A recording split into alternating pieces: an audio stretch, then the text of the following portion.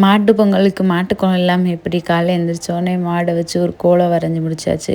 என் husband Ayyappan கோயிலுக்கு மாலை போட்டிருந்தாங்க. அவங்க இன்றைக்கி மலை கிளம்புனாங்க. அந்த விளாக் தான் இன்றைக்கி. கோலம் போட்டு முடிச்சதுலேருந்து நம்ம ஐயப்ப சுவாமியை தான் காலையிலேருந்து அலங்காரம் பண்ணோம். அலங்காரம் எப்படி இருக்குன்னு சொல்லுங்கள்.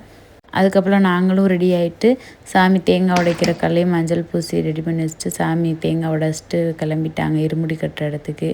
இந்த இடத்துல தான் இருமுடி கட்டுவாங்க. இந்த ஐயப்பன் கோயிலேருந்து தான் அவங்க எல்லோரும் கிளம்புவாங்க. அப்புறம் அங்கே வந்து சாமி வந்து பூஜையை போட்டு இருமுடி கட்டுறதுக்கு ரெடி ஆகிக்கிட்டு இருந்தாங்க. நாங்களும் சாமியை கும்பிட்டுட்டு இருமுடி தேங்காவில் அவங்க ரெடி பண்ணிகிட்டு இருந்தாங்க. ரெடி பண்ணி இங்கே எடுத்து வச்சுட்டு ஒருத்தவங்களுக்காக இருமுடி கட்ட ஆரம்பித்தாங்க. அதுக்கப்புறம் என் ஹஸ்பண்டுக்கும் இருமுடி கட்ட ஆரம்பிச்சிட்டாங்க.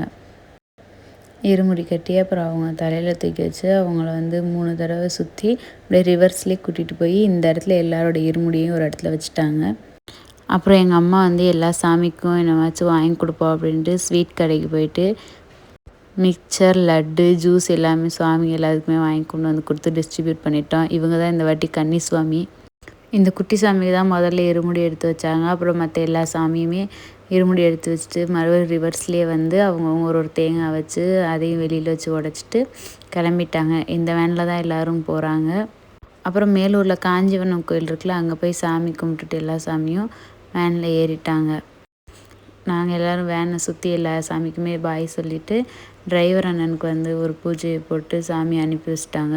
ஈவினிங் என் ஃப்ரெண்டோட பையனுக்கு பர்த்டே இருந்துச்சு. அங்கேயும் போயிட்டு எங்கள் ஊரில் இன்றைக்கி வந்து பாட்டு கச்சேரி வச்சுருந்தாங்க.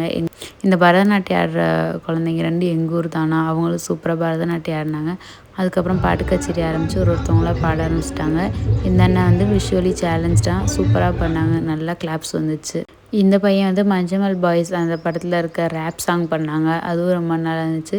அப்புறம் கொஞ்சம் பழைய சாங், அப்புறம் புது சாங் அப்படின்னு நிறையா பேர் பண்ணாங்க.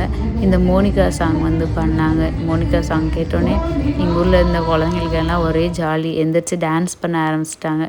இன்றைக்கி டே இப்படி முடிஞ்சிருச்சு.